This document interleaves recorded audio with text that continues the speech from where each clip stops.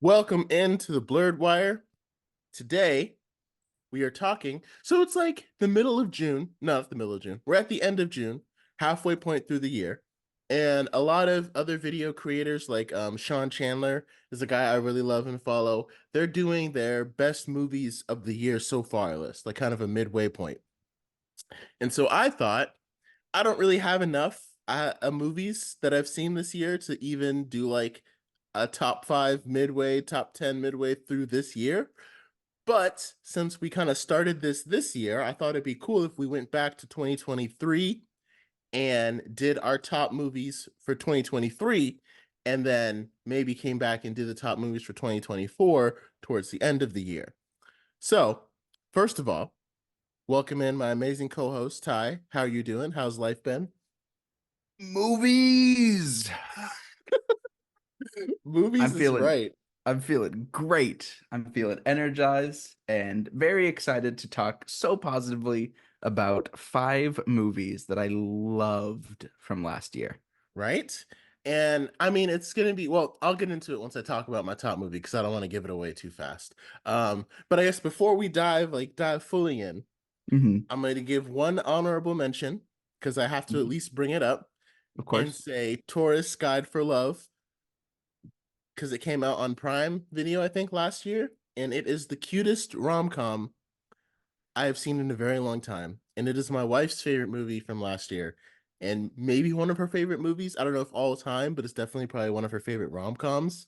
And it was the best rom-com to me that came out last year by far. So if you're looking for a date night movie, no, it came out on Netflix. Netflix.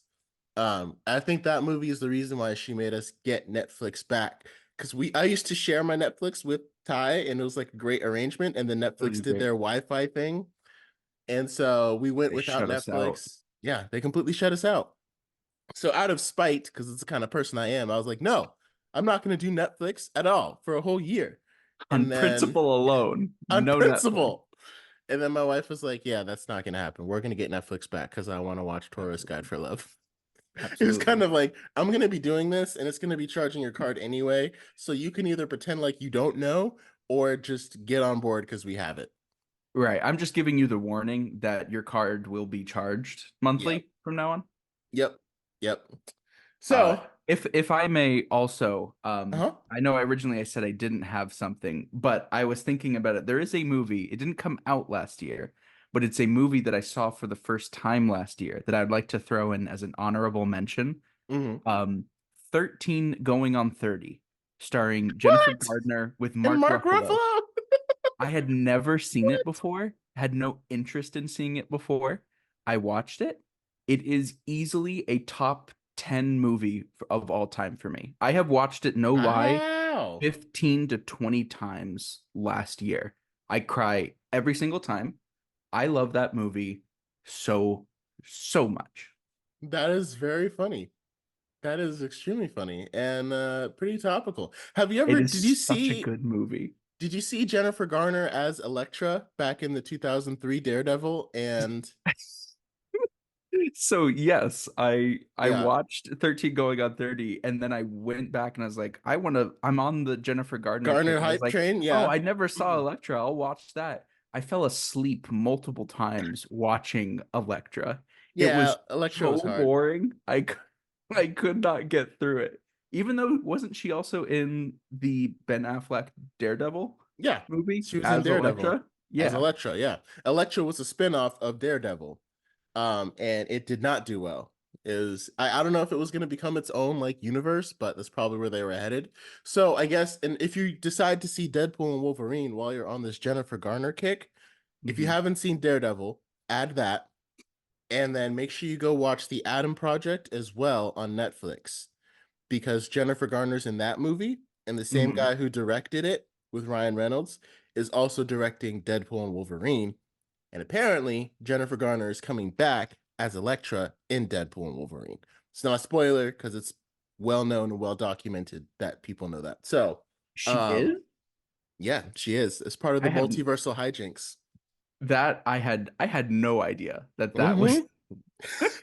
So that's why I'm saying I think she's much better in Daredevil, and she's much better in and the Adam Project I liked it. It was a really good movie.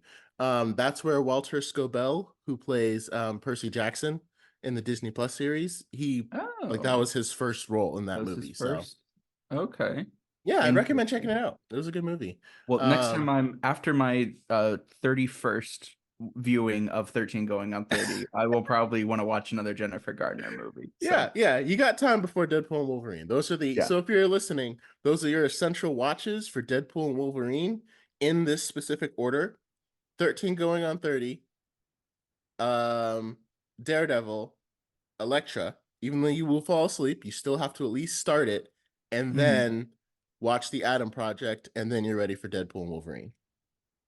I really hope of all the like because Deadpool's like his whole thing is being meta.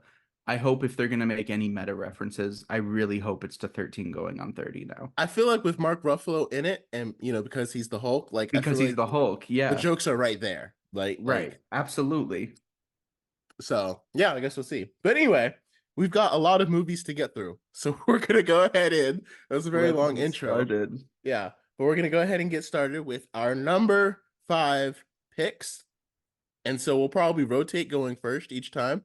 So I'll start with my number five pick.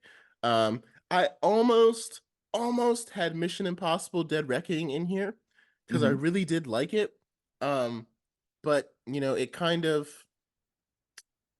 I ended up going with Creed 3 as my number five pick. And this wasn't a movie that I was like in love with. I just saw it. It was solid. It was good. I enjoyed it.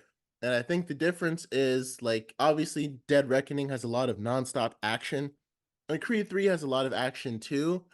But watching the Creed series and seeing how far Adonis Creed has come in his journey just Hmm. feels a lot more connected and kind of full circle, and like you're watching someone grow up and become into this, amazing person and father. Um while Mission Impossible, like again, you don't really need to see growth from Ethan Hunt's character because it's just kind of like what kind of stunts can I do above this? But Hmm. that's kind of the difference. Like I feel like with the Creed series in Creed 3, like we really see the growth of Adonis Creed. We really see him not only go from, this boxer guy that decides to change his whole life into a loving husband and a loving father. And like Hmm. all of that growth, and it still had a lot of action because of the boxing. Right. Um Jonathan Majors, like he was fantastic in his role. And Who was Jonathan Majors? Because I haven't seen Creed 3. So oh, have you who seen the was first Jonathan? two Creed movies? No, I've never seen any. I haven't even seen any of the Okay. Rocky movies. I have not seen See, any boxing yeah. movie. I have not seen the Rocky movies. So I feel like technically I probably shouldn't have like watched the Creed movies, but Ryan Coogler directed the first Creed movie, and Hmm. that was the second movie of Michael B. Jordan and Ryan Coogler before they formed this like partnership, like Martin Hmm. Scorsese and Leonardo DiCaprio, like one of those, like how Right. directors and actors will form that. And so that's part of why, Ryan Coogler was like, yeah, Michael B. Jordan's got to be in Black Panther. So with that movie, Creed came out in 2015, and then And then he had. 2018 had Creed 2, Hmm. and then we just got Creed 3 last year. Um, Wow. That's a big gap, 5 years. yeah, I think partly because of the pandemic kind of affected it. I think they were aiming for 2021, but it was a little bit harder with the pandemic and everything. Right. Tessa Thompson, who plays Valkyrie, she stars in the Creed series. Hmm. Um, as well as the guy who plays Razor Fist in Shang-Chi has been in the Creed. He played the main kind of like enemy in Creed 2. But Hmm. Jonathan Majors plays like a disgruntled old friend of Creed who ends up Okay. challenging him.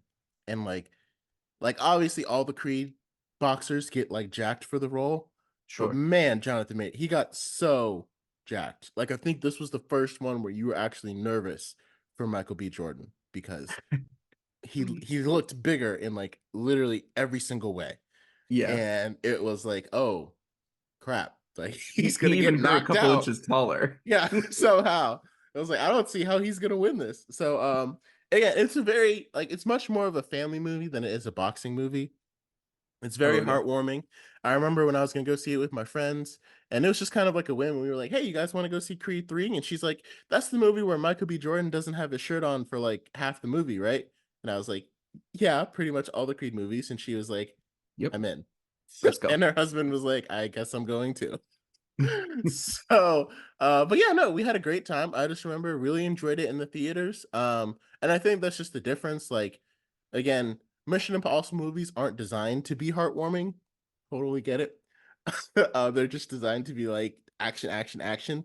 But I think the Creed movie, I think this was just, it was a beautiful conclusion to the trilogy, and I think it was just a great film. So that's why I have it at number 5. Very cool. Hmm. So for my number 5 pick, I have Asteroid City by Wes Anderson. Okay. Um, Wes Anderson is one of my favorite living directors right now. I'm always here for whatever kind of weirdness he's gonna put out. Hmm. Ever since I first saw I think he's one of those directors that you'll never forget the first of his movies that you see, which for me was the Grand Budapest Hotel.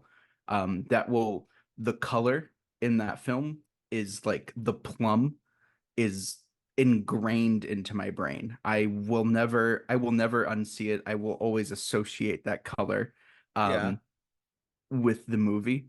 Hmm. Um and I think he has this style that I feel like over time has become so perfected. Like he's always had very straightforward storytelling, it feels like, especially in his earlier works, but the style in which he tells it is rather eclectic with the set design and with the way he frames his shots.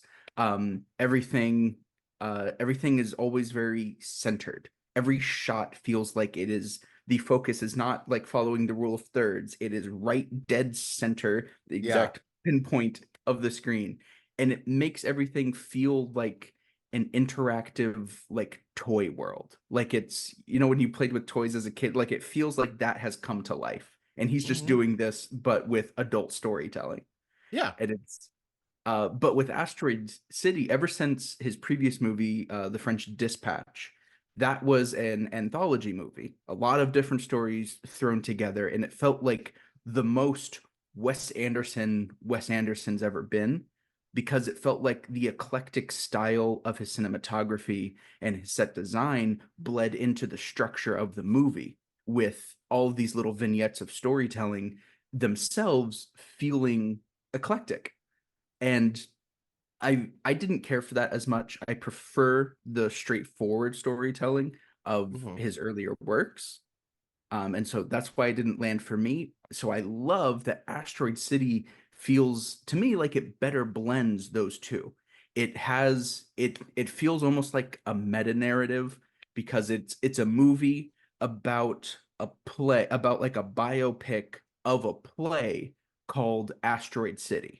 And the structure of the movie, the three acts of the play are the three acts of the movie, but in between you get shots of dramatizations of the author of the play writing the play and casting it, and then also the impact of the play from other people, and then you'll cut back and forth between them.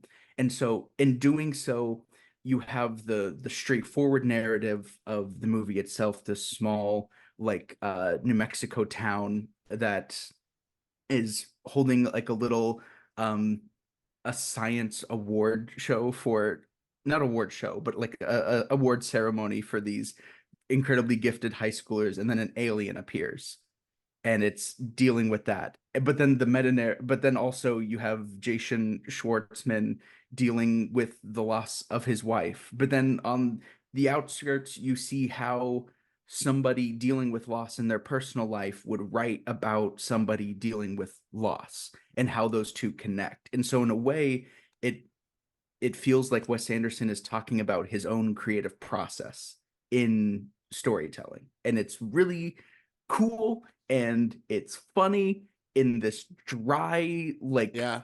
like dim way. It's hard to have you ever seen a Wes Anderson movie, Will? So I watched Asteroid City yesterday. Oh, okay. Yeah. Yes. And I was like, this is definitely, I see why Ty likes this movie. Because you're Yes, right, because like I studied 100%. cinematography and I was like watching, I was like, yeah, the rule of thirds really doesn't mean anything to Wes Out the Anderson. window. And It's I like, let's love just it. put this right in the middle, yeah. Yeah. But I think, and I think like part of the allure of this movie was just seeing all these actors come in, and it feels like Wes Anderson was not only did he have this ensemble cast of like all these stars, but it feels like he really challenges each actor to do something that they haven't done before. Hmm. Like in each role, like he was like Tilda Swinton, all right, be normal. And Yeah. she's like, what? He's like, no, no, like be normal. She's like, oh, okay, so like White Witch, no, no, no. Like Ancient One, kind No, no, no, no, no. no, no, no, Be no. normal. Just be a Just normal. be human woman scientist. Yep. Go. And she's like, this is the greatest challenge I've ever faced in my career. But she did it, obviously. Like I feel like that's the point. Like he didn't cast her to be the weird role, which is what people cast her for, you know? He Hmm. cast her to do something completely different. Jeffrey Wright kind of played a similar role that he usually does. It wasn't that different from most of his stuff, but I also haven't seen him that much um, to know. But like he did speak a lot. He seemed a lot more frantic than he usually is. Like Hmm. in most other films that he's in, like he starred in the James Bond franchise. He usually speaks with like a very calm, kind of steady demeanor. Even if it's in a movie that has a lot of angst in it, like American Fiction, he still is very calm. He's not really frantic. He's just kind of almost serene, even if he's like in distress. But for this movie, it's like everything he said, he was like, like when he was reading all the announcements and stuff about the quarantine and everything. Right. Um, so yeah, I definitely see like if you are a Wes Anderson fan, this is definitely the a movie for you. I Yeah. think it won't nothing will ever surpass Grand Budapest for me for purely Hmm. nostalgic reasons. Like that is just Yeah. it's ingrained emotionally. I think I think this is like to me the perfection of his style Hmm. put to screen. And I Um think the only thing I would want to know is because obviously the movie is colored very differently from any other movie out there. Like that's yes. just the way Wes Anderson does it. Hmm. And He my lives he question to lives in him, the pastel yeah, saturation palette. right, right. And my question is, did he do that with lighting? Did he do that with Mm, camera filters? Or did he just do that in post editing? Or is it a combination of all three? Because you can get that right. style by doing all those things. And I'm just curious because, like, sometimes people will put filters on a camera, but like when you do that, that means the shot is always going to have that filter on it. So there's no way for Mhm. you to take it off or on because you shot it with the filter on it. Same thing Yeah. with the lighting. Like that's a permanent choice that you're making that you can't go back and post and redo because you shot it with this filter on the lights. Right. So I'd be very curious to know if like those were deliberate choices that he was like, yes, I'm going to make this and I want this lighting to be like this so I don't have to go back and do it in post. Or if he went Right. back and edited it in post. Because again, now Wes Anderson has been around so long that he probably like some of his first movies were probably back when you couldn't go back and edit in post, where you didn't Hmm. have that option, where all you had were the camera filters or the lighting. So I'd Hmm. be very curious to know like if he just stuck with that because that's what he knows and that's what he's done for so long, or if he did it in post. I will say last thought because I know we need to move on.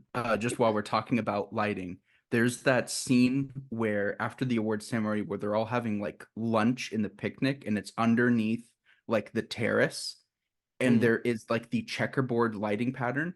I have never seen a movie use that lighting pattern because it's so disorienting to look at. Yet he some like because like you have splotches of well lit and shaded, and so how do you correct the two to look appealing? I don't think, to my knowledge, I've ever seen a movie use that kind of lighting and use it well and effectively. Like it felt like that was almost a part of the comedy Yeah. of it. Like and just I love that it feels like he uses every little aspect of filmmaking into like informing like the decision making and like helping land jokes or like watching just All the right. characters lit up by this like checkerboard light, it didn't look bad. It just made me laugh. Yeah, can I mean again, like I know we gotta move on, but like since we're talking about lighting, because it's like, the cinematic shot that you're supposed to do is where you're looking, like if the camera is speaking, if the character is speaking and they're looking at the light and you're at an angle and you're following the rule of thirds, the camera should be pointing at the side of them that's not lit up. So that Hmm. way you see that shadow on their face, and Hmm. that's called like the cinematic shot, right? And if you Hmm. look closely, you'll see it in every blockbuster movie, pretty much every movie that you see when the character's like trying to make a point or something, you will see that cinematic shot. That's like a rule.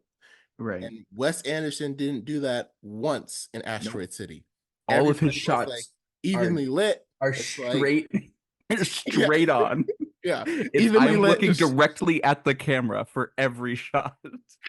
yeah, yeah. Okay. So yeah, yeah, I know we gotta move on. But yes, I saw Asteroid City and yeah, I enjoyed it for his eclectic filmmaking style. Mm.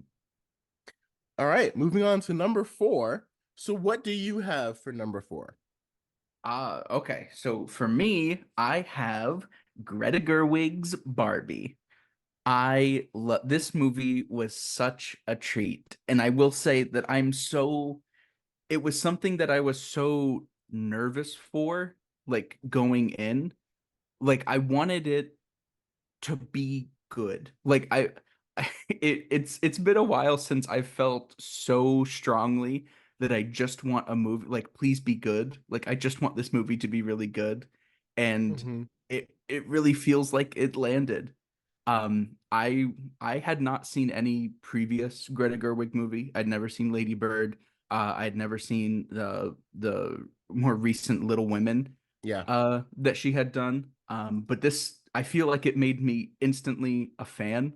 It was great to see a true comedy. Like, when was the last time we had like a comedy be this good or like period come out? Like it feels like comedies have kind of died off from making it to film, or at least like the level that the number that we used to see. It feels like comedy is just something that's added on in the background, but for like a capital C comedy to come out and to be as good and as colorful and as bold as Barbie was, I love it. Yeah. I mean, the Barbenheimer phenomenon was probably like history, like cinema, like marketing and cinematographers and film. Like 10 years from now, we will be studying Barbenheimer. Mhm. And like, how did this happen? Right. They will be going back and studying it because it created, because again, 2023 people were still afraid out of the pandemic, like we weren't like totally recovered yet. So Hmm. this was a big triumph. I'll admit, the first time I saw Barbie in theaters, I feel like I didn't get it, like the message like went right over my head and I was like, Hmm. what? And then we got to talk about it a little bit, and then I saw it back on Max again when it came out, and then I was like, Hmm. oh, okay, now I understand what the movie's really saying by it. And I feel like the message made a lot more sense to me on the second watch. Because I remember the first Hmm. time I was just like, I missed something. Like I felt like I missed part of the movie. I was like, something did I didn't go to the bathroom without realizing it. Did I? Did I get out of the Hmm. theater? Um, Hmm. but it still was. And Ryan Gosling, did he end up winning an Oscar for this? Oh man, did he? Because Let he me went crazy. One of his best performances. Um, let I me loved. let me look it up. Okay, yeah, and I loved Simu Liu in it. I loved Ben Kingsley in it. I did not know Ben Kingsley had this much range because he goes from this to playing a genocidal alien in Secret Invasion, which is pretty interesting. After playing Malcolm X just like a couple of years earlier, so um, definitely some stand-up performances. No, Obviously, it was Robert Downey Jr. oh who yeah, for won Best Oppenheimer. Supporting for Oppenheimer. Makes sense. Did America Ferrera? She won though, right? Did she get Best Supporting No, Actress? no, the winner is someone I will talk about later Oh, okay. All for right. one of my choices. Okay. Well, yeah, no, she had a standout performance. Ariana Greenblatt was extremely, and Michael Cera just like randomly popping up. It's like, So so funny. Just for yeah, how little he's in it, and Right? how like he contributes so much for like seemingly not doing much at all. It just Yeah. Yeah. It was like, yeah, he didn't really do much, but he ended up contributing so much Mhm, to it. So I remember my wife, like, she was telling me, I saw this clip by America Ferrera that, like, it seems crazy to me, but she was mentioning how, like, important Barbie was because, like, in the 1970s, like, women couldn't get a credit card. mhm, And I was like, what?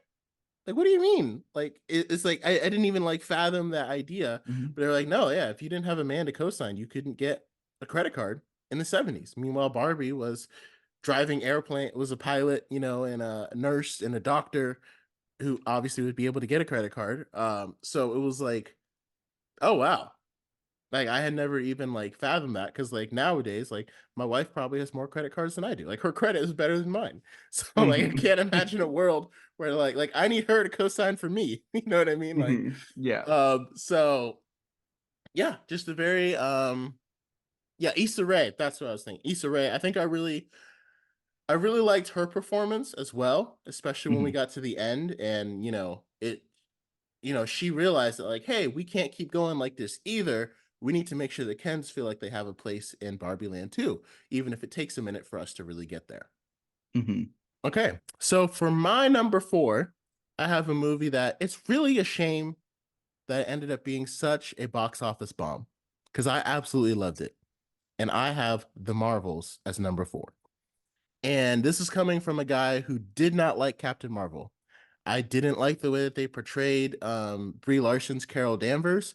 I don't think that you got to connect with her character. Like it was kind of she was one of those characters that like I'm not going to use the term Mary Sue because I hate that term.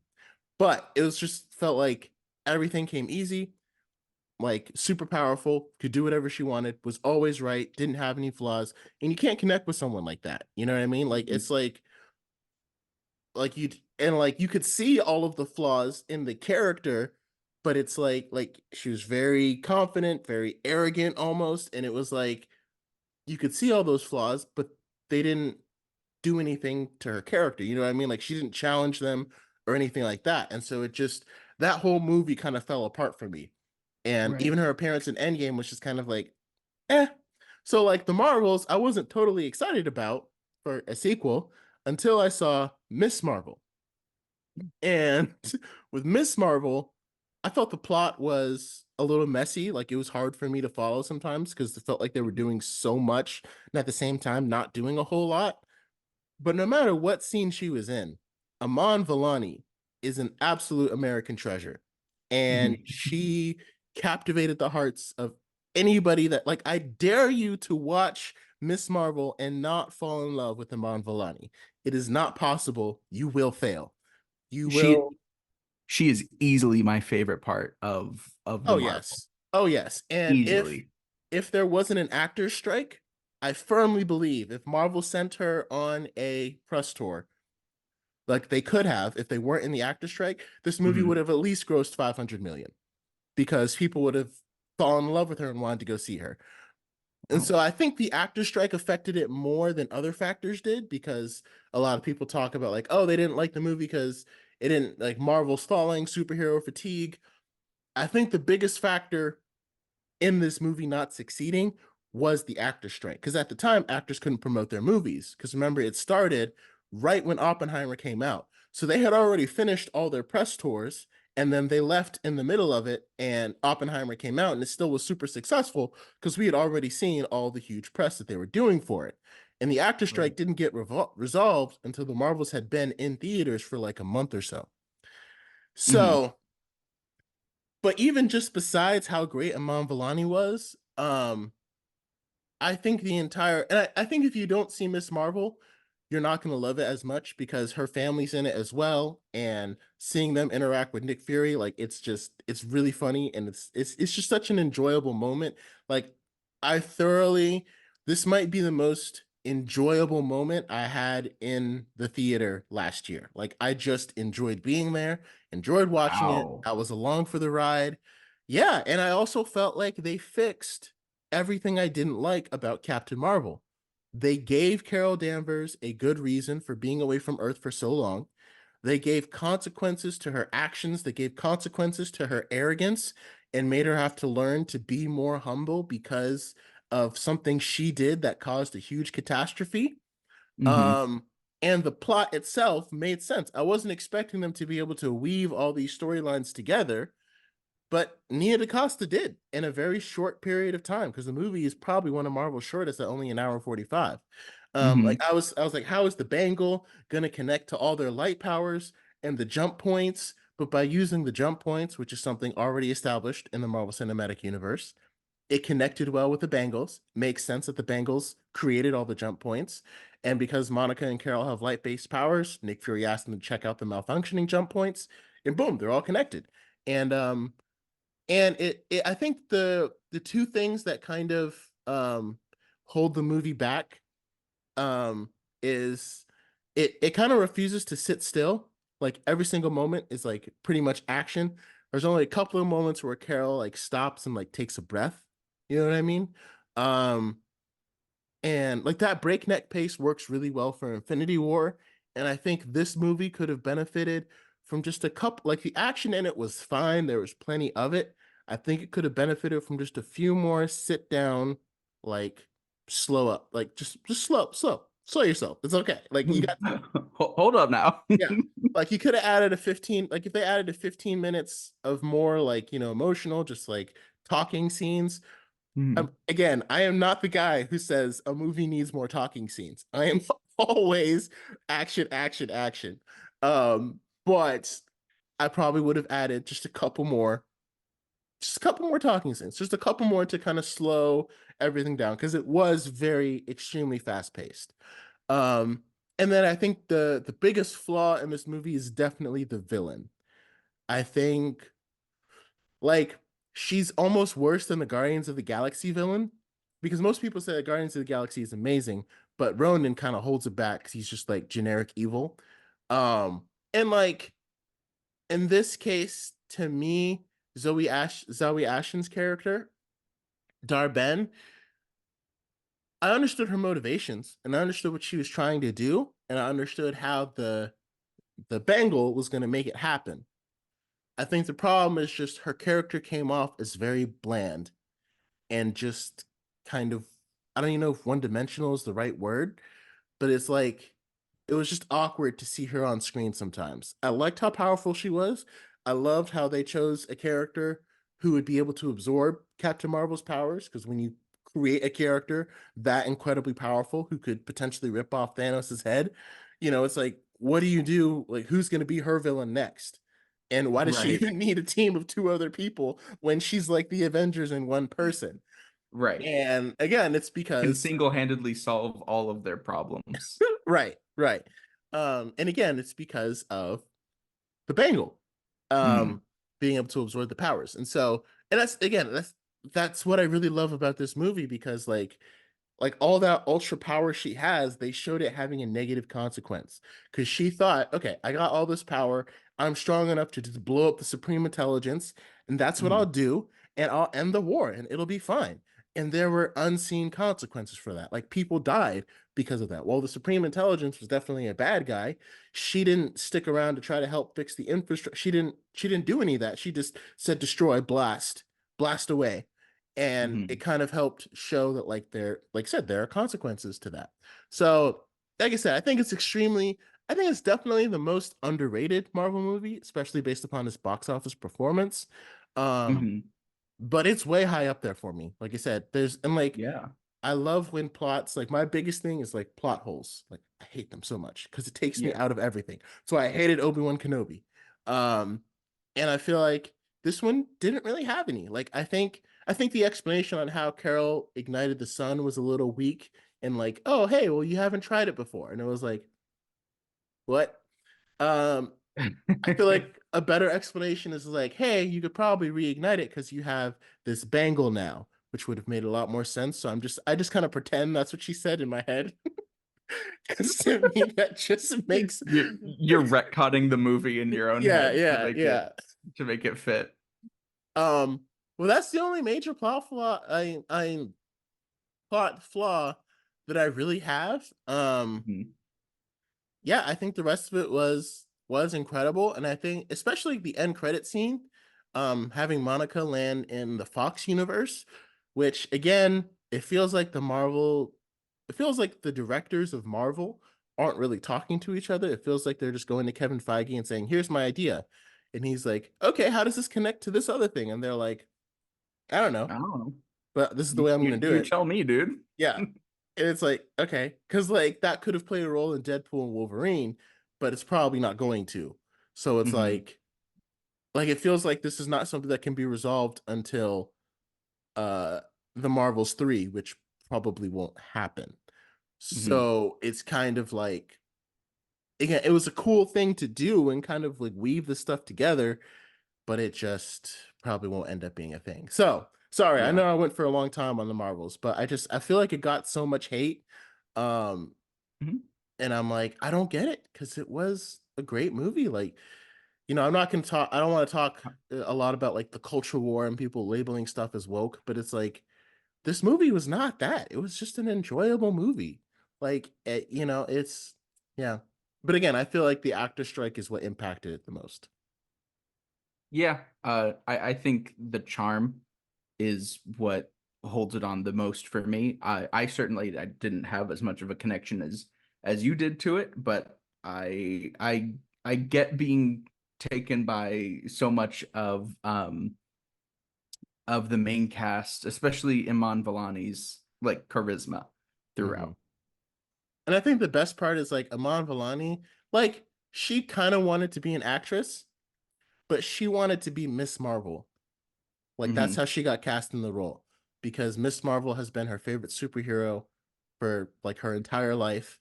And she was gonna go to like college or something. She's gonna go to college to study something completely different. Like acting wasn't even on her radar.